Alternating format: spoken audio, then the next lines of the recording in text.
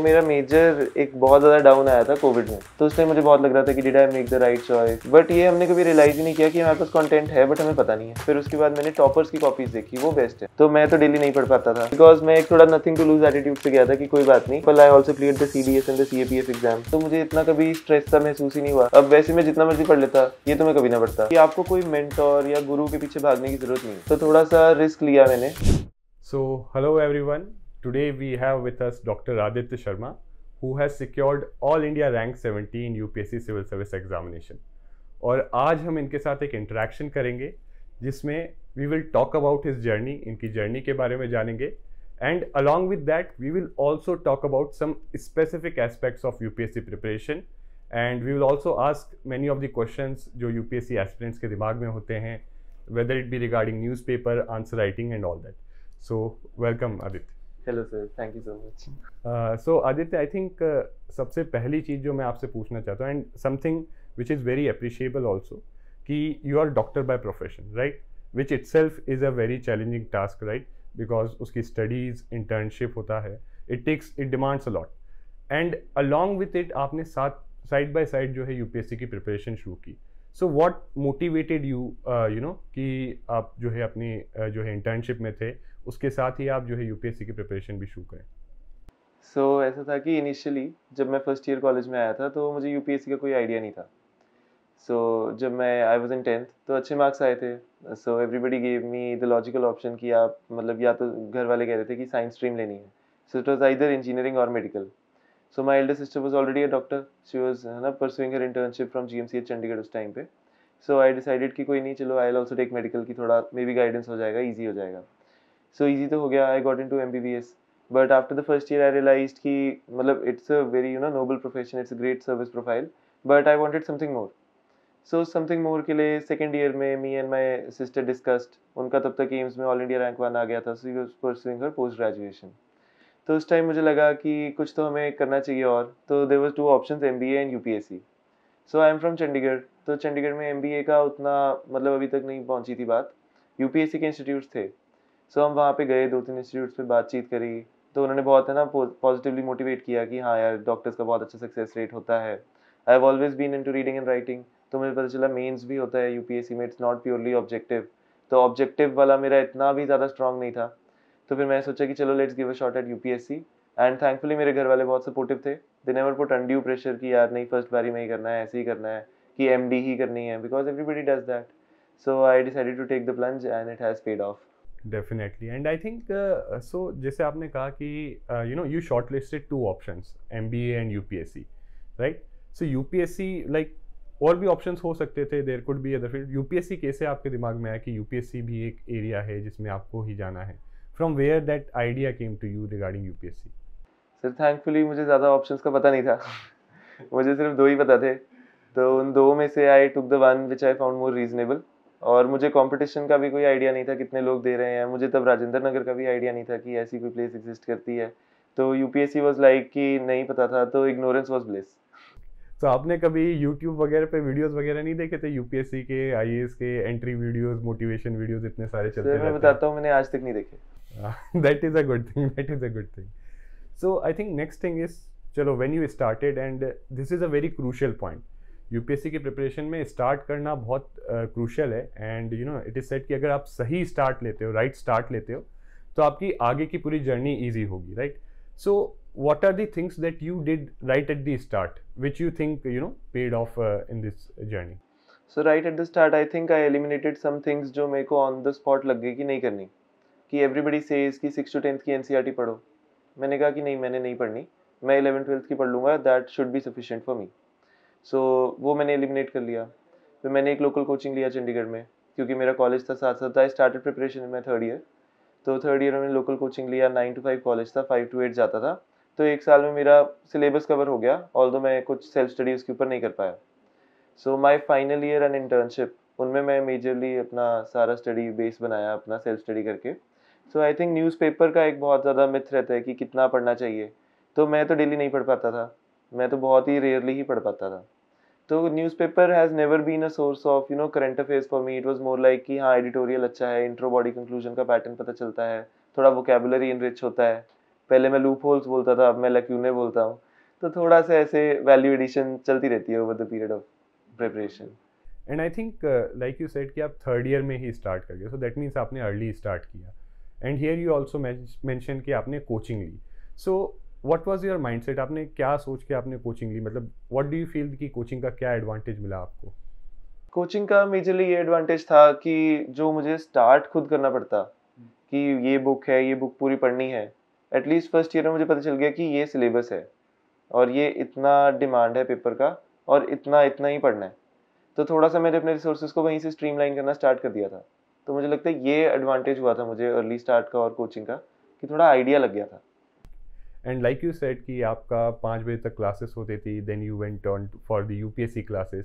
So can you just आप एक बार बता सकते हैं हमें कि क्या आपका डेली शेड्यूल रहता था during your classes and your coaching?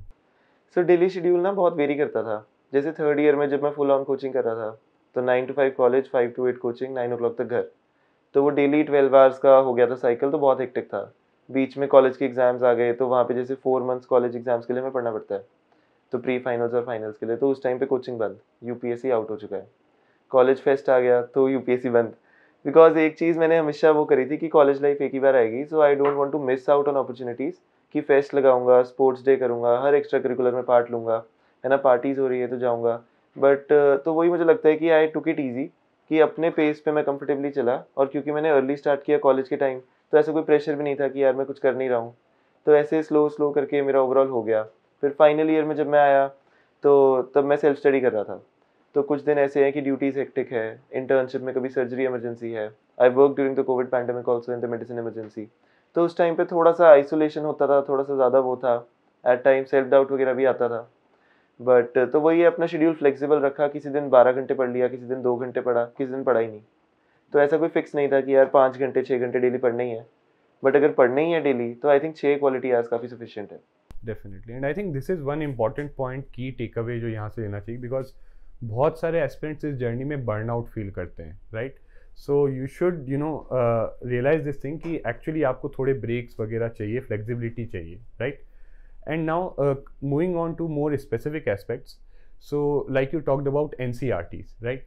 तो से आपने तो कहा है कि आपने 6 to 10th एनसीईआरटीज पढ़ी नहीं, and 11th 12th you have read. तो आपको क्या लगता है कि एनसीईआरटीज को पढ़ने से जो 11th 12th की आपने पढ़ी, आपको कितना बेनिफिट मिला उस इनपुट का? मतलब ये था, जैसे अगर हम कोई स्टैंडर्ड बुक पढ़ लें, जैसे स्पेक्ट्रम पढ़ लिया, है ना, लक्ष्मीकांत पढ़ लिया, उसके बाद अगर हम लोग एनसीईआरटी पढ़ते हैं ना, तो वो बेसिकली सारे कुछ को समराइज़ कर देता है सिंपल वर्ड्स में। तो थोड़ा सा ये बेनिफिट होता है एनसीईआरटीज़ पढ़ने का, कि एक तो कॉन्फिडेंस बढ़ जाता है कि आपने एनसीईआरटी पढ़ लिया। कई बार होता है कि एनसीईआरटी से सेम लाइन निकाल के किसी पेपर में आ जाते हैं। For example, I also clear the CDS and the CAPF exam. तो उन एग्जाम्स में मैंने देखा था कि जो एनसीईआरटीज़ हैं उनमें से वर्बटिम लाइन्स रिपीट हुई थी। तो I think UPSC also eight times, है ना, एनसीईआरटी से अपनी चीज़ें उठा के डालता है। सो आई थिंक एक होलिस्टिक कवरेज के लिए एनसीईआरटीज़ काफ़ी यूजफुल है। Okay okay, fair enough. And what about like for prelims? So इस एग्ज़ाम में जैसे 3 स्टेजेस होती है, प्रीलिम्स, मेंस, इंटरव्यू। अब हर किसी का अलग अलग होता है, कुछ लोगों को मेंस टफ लगता है, कुछ को प्रीलिम्स। सो आपको कौन सा स्टेज टफेस्ट लगा and why?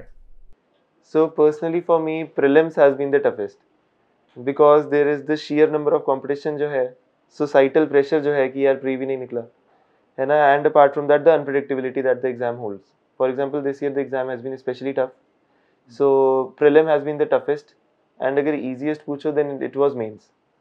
And in this thing we always talk about कि प्रीलिम्स टफ होता है, तो ज़्यादातर एस्पिरेंट शुरुआत से ही प्रीलिम्स पे ही फोकस होते हैं। जैसे आप थर्ड ईयर में जैसे आपने शुरू की तैयारी, सो इनिशियली आप कोचिंग ले रहे थे, सो अगेन दैट टाइम आप फुल फ्लेज नहीं थे, बाद में आप जैसे फाइनल ईयर और इंटर्नशिप में फुल फ्लेज लगे। सो आपकी प्रिपरेशन का मेथड कैसा था? क्या आप शुरुआत से ही इंटीग्रेटेड वे में पढ़ते थे प्री मेंस को, या पहले आपने प्री पे फोकस किया, या पहले आपने मेंस के टॉपिक कवर किए? What was your strategy around this? So मैंने पहले प्री की तैयारी करी, फिर मेंस की करी। मेरा एक्चुअली फर्स्ट अटेम्प्ट का टारगेट ये था कि प्री निकालना है।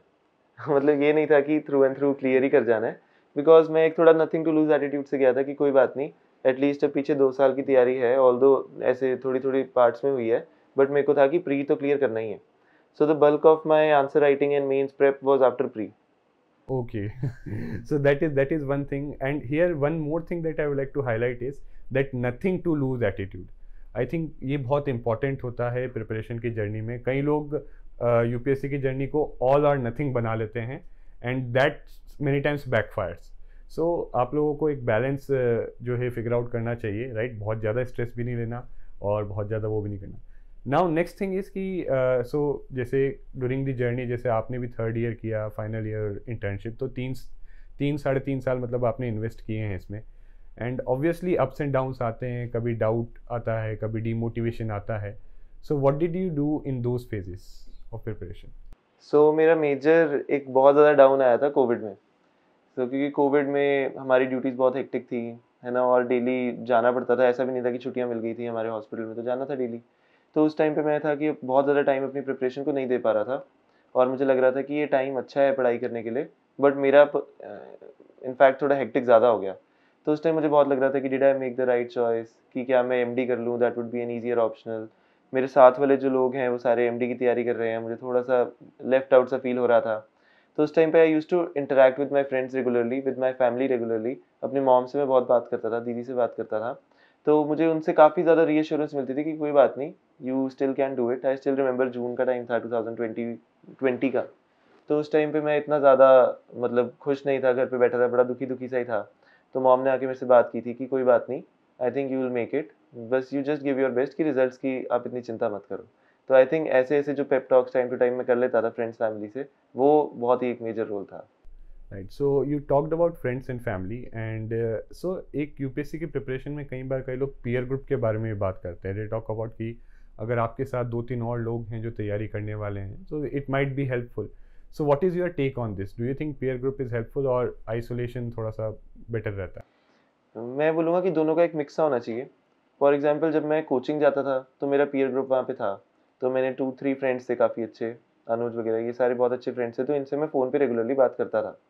But most of the time जो मेरा सेल्फ स्टडी वाला फेज़ था वो मैं अपने कॉलेज रीडिंग रूम में करता था। तो वहाँ पे मेरा पीयर ग्रुप था जो नीट पीजी की तैयारी कर रहे हैं, और मैं। तो फिर वहाँ पे मुझे कोई ऐसे अनड्यू प्रेशर नहीं था कि यार तूने ये पढ़ लिया, ये पढ़ लिया, ये पढ़ लिया। तो मुझे इतना कभी स्ट्रेस सा महसूस ही नहीं हुआ। कभी लगा ही नहीं कि यूपीएससी इतना मुश्किल है या यूपीएससी ऐसा एग्ज़ाम है। तो आई थिंक मेन रीज़न मेरा फर्स्ट में निकल गया वाज़ दैट कि I never feared giving the UPSC exam, कि मेरे को लगा ही नहीं कि इतना अपहिल टास्क है कि यार हो ही नहीं पाएगा। बिल्कुल rightly, and I think this is what many aspirants should know कि ऑब्वियसली आप लोग इस एग्ज़ाम को ओवर एस्टिमेट मत करो और अपने आप को अंडर एस्टिमेट मत करो। Have a right estimation of yourself as well as the exam. Now एक और एस्पेक्ट यहाँ पे ये है, how did you approach answer writing after prelims? Because you said कि आपने आंसर राइटिंग प्रीलिम्स के बाद ही स्टार्ट की थी। तो मतलब मेरी स्ट्रैटेजी ऐसी है जो मैंने खुद से मतलब वहाँ डिवाइस करा। मेरा ऑप्शनल मेडिकल साइंस था, सो वो बहुत ज़्यादा बल्की है, मतलब पूरा एमबीबीएस एक दिन में करना है वहाँ पे। तो मतलब मेरी इतनी ज़्यादा तैयारी उसकी नहीं थी, अभी तो मैं इंटर्न ही था। तो मैंने 1.5 मंथ्स, 3 मंथ्स थे तो 1.5 मंथ्स ऑप्शनल किया, रिमेनिंग 1.5 मंथ्स मैंने आंसर राइटिंग किया। तो उसके लिए मेन मैंने ये किया कि मैंने 1.5 वीक या 1 वीक एक जीएस को दिया था। सो उसके अंदर मैं क्या करता था, पिछले 2 साल के पीवाईक्यूज लिए, फॉर एग्जांपल जीएस 1 का वीक है, तो मैंने क्वेश्चन बाय क्वेश्चन सॉल्व करे, कोई टाइम लिमिट नहीं, अपने हिसाब से। फिर मैंने जो मॉडल आंसर्स ऑनलाइन थे उनसे चेक किया, फिर अपनी मिस्टेक्स देखी, है ना, कहाँ वैल्यू ऐड करना है, ये सब। फिर उसके बाद मैंने टॉपर्स की कॉपीज़ देखी, वो बेस्ट है, कि श्रुति शर्मा मैम की देख लो, सृष्टि देशमुख मैम की देख लो, उनकी क्या क्या, उनको क्यों मार्क्स मिल रहे हैं और बाकियों को नहीं मिल रहे हैं। तो वो मैंने काफ़ी ज़्यादा फॉलो किया था, उनके जैसे डायग्राम्स बनाए थे कि श्रुति शर्मा मैम एग्जाम्पल को ट्राइंगल के अंदर लिखते थे, तो मैं भी ट्राइंगल के अंदर लिख देता था। तो उससे मतलब छोटे छोटे फ़ायदे होते हैं जो हमें टॉपर्स कॉपीज़ देख के ही समझ आते हैं। तो अब मैंने 2 पीवाईक्यूज़ कर लिए एक जीएस के, वीकेंड पे जाके मैं टेस्ट सीरीज़ दे देता था एक, तो वहाँ पे मैं 2 टेस्ट दे देता था उसी जीएस के। तो 1.5 वीक में मैंने 4 टेस्ट दे दिए हैं, वो मेरे पास इतना मटेरियल है। तो एंड में विजन का अभ्यास हुआ था, तो अभ्यास जब मैंने दिया था तो मेरे पास अब हर एक जीएस के 5 सॉल्व पेपर्स हैं, उनके सॉल्यूशंस हैं। 2 मैंने खुद लिखे हैं, बाकी भी मेरे पास खुद लिखे हुए हैं। तो अब ये जो मेरा है, ये मेरा रिसोर्स है। अब मैं इसी को बार-बार रिवाइज़ करता था इन 100 क्वेश्चंस को, क्योंकि थीम्स जो है वो मोटे-मोटे रिपीट होते हैं, एग्जैक्ट क्वेश्चन तो कभी भी नहीं आएगा सेम, कई बार आ भी जाता है। तो अब मेरे पास सबकी इंट्रो, बॉडी, कंक्लूजन रेडी है, मैंने उसमें वैल्यू ऐड करा हुआ है, तो हर एक जीएस के बीच में उनको रिवाइज़ कर लेता था। तो आई थिंक वो ही मेरा हर एक जीएस का जो 100 क्वेश्चंस थे, वो मेरा रिसोर्स था। So I think that is a very unique way of preparing and making notes for GS mains. Like have a set of questions and have notes around it. वैसे आपने अलग से भी कुछ मेंस के नोट्स प्रिपेयर किए थे या यही था आपका जो 100 क्वेश्चंस का आपने बताया? सर एक्चुअली में यही था मतलब मेरे से सारे लोग बार-बार पूछते हैं, उनको विश्वास नहीं होता कि क्या आपका यही रिसोर्स रहा है, बट एक्चुअली में सर यही था। तो बिकॉज ऑफ दिस आपको कभी जब आपने मेंस एग्जाम रियल में दे रहे थे तो ऐसा मतलब कंटेंट को लेके कंस्ट्रेंट फील नहीं हुआ आपको कि मे बी किसी क्वेश्चन को अटेम्प्ट करते कि आई एम कि इसमें कंटेंट की कमी आ रही है इस टाइप से? मेरे को स्टार्टिंग में जब मैं आंसर राइटिंग स्टार्ट कर रहा था ना प्री के बाद, तो मैं सबसे बड़ा वो लगता था फ्लॉ अपने में कि यार मेरे पास कंटेंट नहीं है। बट ये हमने कभी रियलाइज़ ही नहीं किया कि हमारे पास कंटेंट है बट हमें पता नहीं है। अब पेपर में मैं जब गया था तो काफ़ी क्वेश्चंस होते हैं कि बाउंसर क्वेश्चंस आ जाते हैं। फॉर एग्जांपल क्वेश्चन था कि आईएमडी की कलर कोडेड साइक्लोन वार्निंग्स पे क्वेश्चन था। अब वैसे मैं जितना मर्जी पढ़ लेता, ये तो मैं कभी ना पढ़ता। तो मैंने वहाँ पे वैसे ही थोड़ा सा अवेयरनेस ही लगाई कि रेड ऑरेंज येलो ही होगा, कि एयर पोल्यूशन का भी ऐसे सही होता है तो साइक्लोन वार्निंग्स का भी ऐसे ही होगा। तो मैंने वो लिख दिया अच्छे से फ्लो चार्ट सब बना के, और वही थे। तो थोड़ा सा रिस्क लिया मैंने, और टाइम टू टाइम अपनी उसको कैलिब्रेट करता रहा उस हिसाब से। That is great and I think that is important कि कॉमन सेंस भी यूज़ करना चाहिए, बिकॉज इस प्रिपरेशन में कई बार हम इतना नॉलेज पे इतना ज़्यादा रिलाई करते हैं कि we switch off our common sense. So definitely we should. And prelims को लेके आपकी क्या स्ट्रेटजी रही थी? What was your approach regarding prelims की आपने किस तरीके से प्रिपेयर किया था? सो प्रीलिम्स का ऐसा था, आई ऑलवेज से कि स्टैटिक जो है वो बहुत ज़्यादा स्ट्रांग होना चाहिए। करंट अफेयर्स बहुत डायनामिक है, 100 में से 10-12 क्वेश्चन आएंगे। सारी जगह के आप रिसोर्सेज पढ़ लो तो भी मुझे लगता है 12 में से आपको 3 ही पक्का आते होंगे, बाकी के आपको नहीं आते होंगे। तो स्टैटिक अच्छे से स्ट्रांग कर लो कि आपके सारे क्वेश्चंस वहाँ से गलत नहीं होने चाहिए।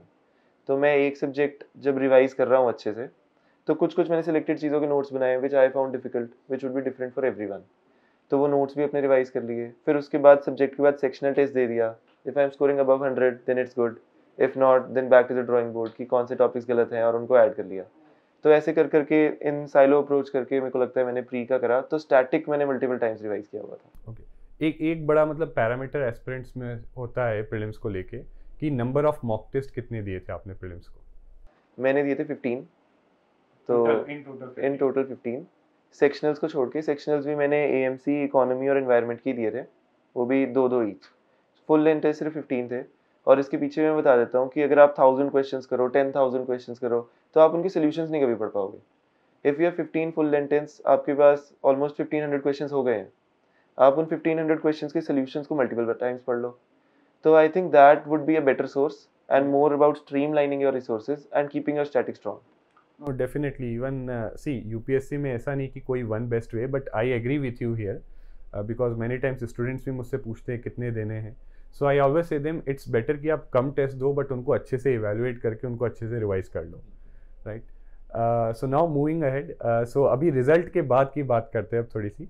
सो आफ्टर रिजल्ट कैसा रहा? We want to know like what things happened, something unique happened, so what happened? Result वाला दिन एक दिन पहले एक्सपेक्ट कर रहे थे हम लोग, रिजल्ट उस दिन नहीं आया शाम को।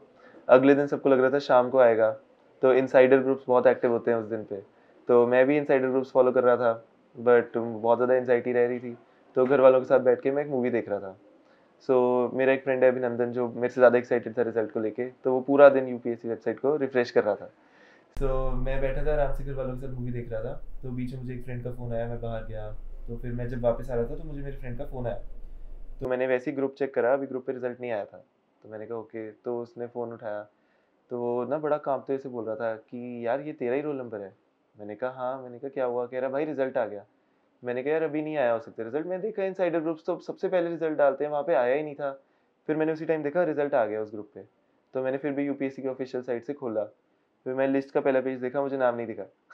फिर मैं नीचे चला गया सबसे। फिर मैंने कहा यार देखो कौन से नाम पे मेरा लिस्ट नाम पे दिख रहा है? वो कह रहा है 70। मैंने फिर देखा, मैंने कहा रोल नंबर तो मेरा ही है। फिर मैं फटाफट से रूम में भागा, मैंने मॉम को बोला कि मॉम 70 रैंक आ गया, आईएएस हो गया है। फिर फटाफट से मैंने अपना फिर भी रोल नंबर ढूंढा क्रॉस चेक करने को, जबकि हमें तो याद ही है मन से। तो फिर जब मैंने वो चेक करा तो मुझे फाइनली लगा। और आई थिंक अभी तक वो सिंक इन सी हो नहीं रही है फीलिंग। तो मतलब ऐसे अभी नॉर्मल सा ही लग रहा है। फिर अब उसके बाद अब हमें डीसी ऑफिस से फ़ोन आ रहा है, घर पे कोई डिग्नेटरी आ रहा है, लोकल एमसी आ रहे हैं, और अब पंजाब के एजुकेशन मिनिस्टर मिलेंगे। तो आई थिंक बहुत ही इनरिचिंग सा जर्नी है, काफ़ी कुछ सीखने को मिलेगा अभी आगे। And in fact it is a big achievement actually to clear this exam, and in your case along with MBBS in first attempt, so that is itself a very big achievement. So now moving on to some things like I would like to know कि आप aspirants को लेके कुछ suggestions या कुछ उनके लिए कुछ आपके जर्नी के थ्रू कुछ 4-5 कॉमन टिप्स जो आपको लगी जो आपके लिए वर्क की, right? Would you like to share them? सबसे पहले तो कल रात को ही मेरा एक फ्रेंड भी आया था, मैं उसको भी यही समझा रहा था बात कि आपको कोई मेंटोर या गुरु के पीछे भागने की ज़रूरत नहीं है, कि आप मतलब अपनी स्ट्रैटेजी खुद डिवाइस करो, you are your own best जज। अब कोई भी मेंटोर है, उसके पास 1500 2000 बच्चे हैं, हर एक की स्ट्रैटेजी अलग है, वो आपको कोई कॉमन सी बता देंगे, आप उसको फॉलो करोगे और वर्कआउट नहीं करेगी। तो just have belief in yourself कि यार अगर पेपर करना है तो मैंने ही करना है, अल्टीमेटली एडमिनिस्ट्रेशन भी मैंने ही करना है, तो I think I am the best जज कि मैंने कैसे अप्रोच करना है। Second would be to streamline your resources, कि इतना ज़्यादा मटेरियल है, यू जस्ट आइडेंटिफाई कि मैंने यहाँ से ये और इतना करना है, और आपके पास जितना टाइम है उसको एक जगह कंपाइल करके रख लो, उसमें वैल्यू ऐड करते रहो टाइम टू टाइम। तो आई थिंक ये दो मेन है। और तीसरा है कि जो बीच में एंजाइटी होती है, डिप्रेशन होती है, it is a common part of life, सबके साथ होती है, मेरे साथ भी होती थी। प्री से पहले मुझे भी लग रहा था मेरा नहीं निकलेगा, प्री के बाद मुझे लग रहा था मेरा नहीं निकलेगा, वो तो रिजल्ट के बाद ही पता चला कि होगा। So I think it is the same for everyone. और you are never late to start. जब आपने स्टार्ट किया, मेंस इज ऑलवेज मैनेजेबल, हो सकता है, बस just have belief in yourself कि मेरा हो जाएगा। जैसे प्रीलिम्स में मैं सारे 100 क्वेश्चंस करके आता हूँ, करके आया भी था। सो जनरली लोग कहते हैं कि नहीं सारे नहीं करने हैं, तो मैं थोड़ा सा रिस्क ले लेता हूँ, और अपने पे मुझे कॉन्फिडेंस है कि कोई बात नहीं यार, कोई क्वेश्चन मैंने पहली बार देखा है तो भी मेरे को लगता है कि सबने ही पहली बार देखा है। Paper is the same level of toughness for everyone. तो इसलिए डरना नहीं है। प्री अगर मुश्किल आ रहा है तो नए प्लेयर्स को एडवांटेज है, क्योंकि अगर जिन्होंने 5 साल से पढ़ी है वो तो बता देंगे इजी क्वेश्चन आगे की स्पेक्ट्रम के इस पेज नंबर पे। तो इसलिए उनको वीड आउट करने के लिए थोड़ा सा पेपर लेवल मुश्किल हुआ है। तो जस्ट हैव फेथ, नहीं आता है उसको ट्राई करो, एनालाइज करो, और वो सॉल्व हो जाएगा। So Aditya, one more thing I would like to know from you is regarding use of social media, right? तो कई कई बार हम सुनते हैं कि कई टॉपर्स बोलते हैं we are totally cut off from it, right? कई लोग एक्चुअली एक्टिवली यूज़ भी करते हैं यूट्यूब वगैरह को फॉर प्रिपरेशन। तो आपका क्या अप्रोच था सोशल मीडिया को लेकर? तो सोशल मीडिया का ऐसे था, क्योंकि I was in my college, तो कॉलेज में तो सब यूज़ करते हैं, मैं भी यूज़ करता था। मैंने कभी ऐसा नहीं करा कि यार मैं इंस्टाग्राम नहीं चलाऊंगा, व्हाट्सएप नहीं चलाऊंगा, वो मेरा हमेशा एक्टिव रहता था। But you should know way to draw the line. कई बार होता था कि रात तक यूज़ कर रहे हैं, कई बार होता था कि नहीं यार आज पढ़ना नहीं यूज़ करते। तो आई थिंक इतना एक बेसिक सेल्फ डिसिप्लिन था कि इतना यूज़ करना है, बट कभी मैंने कट ऑफ सा नहीं किया था। In fact Quora has been really useful, कि जैसे आई फॉन्डली रिमेंबर कि रिजल्ट से पहले मैं सर्च कर रहा हूँ, how was your mains exam, how was your prelims exam, how much did you score in the mocks as compare to the final. तो थोड़े थोड़े ऐसे ऐसे क्वेश्चन से पीयर कम्युनिटी वहाँ पे थी, तो उनके आंसर्स पढ़ के I have always been a silent reader, तो थोड़ा सा काम हो जाता था बंदा। And one more thing I would like to ask mocks से रिलेटेड। सो जैसे मॉक्स में कई बार ना स्टूडेंट्स देते हैं मेंस का या प्रीलिम्स का मॉक देते हैं and they get low marks, right? और कई बार mocks instead of motivating them या उनके लिए बहुत ज़्यादा डीमोटिवेटिंग हो जाता है वो, और वो नेगेटिव इम्पैक्ट कर देता है प्रिपरेशन पे। So what is your take on that? So मैं आपको बता देता हूँ, मैंने विजन के 3 अभ्यास दिए थे। माई score in my first prelims अभ्यास वॉज 50। तो 50 तो बहुत ही कम था, पार्टली क्योंकि मैं एक रात पहले सो के नहीं गया था और मैंने थोड़ा ब्रश अप सा नहीं करा था। तो उस टाइम मैंने करा कि नहीं, अब से मैं रीडिंग रूम जाके सॉलिडली डिसिप्लिन से पढ़ाई करूंगा। तो in the span of next 2 weeks मैंने अपना पूरा सिलेबस अच्छे से रिवाइज करा, डेली 12 आवर्स डाल के। नेक्स्ट अभ्यास में आई गॉट 100। सो फिर से थर्ड अभ्यास में आई गॉट 90। तो मुझे था कि इतना हो जाएगा, बट बीच में मैं जैसे फुल लेंथ टेस्ट मैंने कहा, जो बाकी के 12 थे उनमें मेरा स्कोर आ जाता था, कभी 78 आ गया, कभी 88 आ गया, कभी 100 आ गया। तो ये वेरी करता रहता है। तो फाइनली प्रीलिम्स में भी मेरा स्कोर अराउंड 100 था। तो ये थोड़ा इतना ही है। तो मॉक्स की परफॉर्मेंस अगर कम भी है तो डीमोरलाइज नहीं होना, because every exam day is a new fresh day. And so I think एक और एस्पेक्ट है सी सैट को लेके। सी सैट में did you face, was it ever challenging for you given the fact कि UPSC C SAT को इतना tough बना रहा है? सो पर्सनली मैंने सी सैट का स्टार्टिंग में नहीं किया था, मेरा था कि जीएस पे ज़्यादा फोकस करूँगा। सो एंड में जब मैंने ये जैसे अभ्यास ही दिया विजन का, तो I always use to score 130 140। मैंने PYQs दिए थे यूपीएससी के, तो आई गॉट 130। तो मुझे था कि यार CSAT has been easy. But जब मैंने फाइनली पेपर दिया तो लास्ट ईयर का सी सैट थोड़ा सा मुश्किल था पहले सालों से। तो उसमें I saw the score sheet, I got 100। तो मतलब 30 मार्क्स का मेरा भी ड्रॉप है, तो बाकियों का भी हुआ होगा। तो इस साल सी सैट थोड़ा और टफ है। So I think CSAT has never been that issue उतना फॉर मी। सो आदित्य, एक एस्पेक्ट है regarding plan B for UPSC preparation, and because see आपने तो फर्स्ट अटेम्प्ट में क्लियर कर लिया, बट काफ़ी एस्पेक्ट ऐसे होते हैं जो 2-3 साल इसमें लगा देते हैं। So what is your take on that कि प्लान बी कब से उसके बारे में सोचना शुरू करना चाहिए और किस टाइप से उसको अप्रोच करना चाहिए?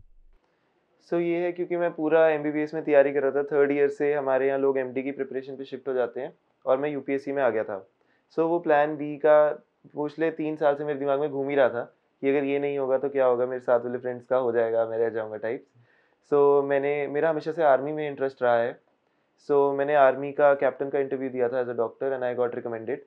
मैंने पैरामिलिट्री का इंटरव्यू दिया था एज़ अ डॉक्टर, तो उसमें I got appointed as assistant commandant in CRPF. So मेरा प्लान था कि इन केस अभी ये वाला रिजल्ट वर्कआउट नहीं करता, then maybe I will join and prepare alongside. So did this in some way help in your preparation, in the sense कि आपका थोड़ा प्रेशर कम हुआ होगा इन चीज़ों से? मतलब ये था कि एक चीज़ है कि once you start preparing for UPSC, तो आपको कोई और चीज़ उतनी ज़्यादा फैसिनेट नहीं करती। तो मुझे लगता है कि वो फिर भी मेरे को था कि नहीं, यूपीएससी तो करना ही है। तो मुझे बस ये था कि उससे कॉन्फिडेंस बूस्ट मिल गया कि I have been able to clear both places. तो उससे थोड़ा सा सेल्फ बिलीफ और हाई हो गया था कि I can do UPSC as well. Okay, so I think thank you, Aditya, and I'm sure these are very valuable insights, and these will be really helpful for aspirants who are watching this interaction. So thank you once again. Thank you so much.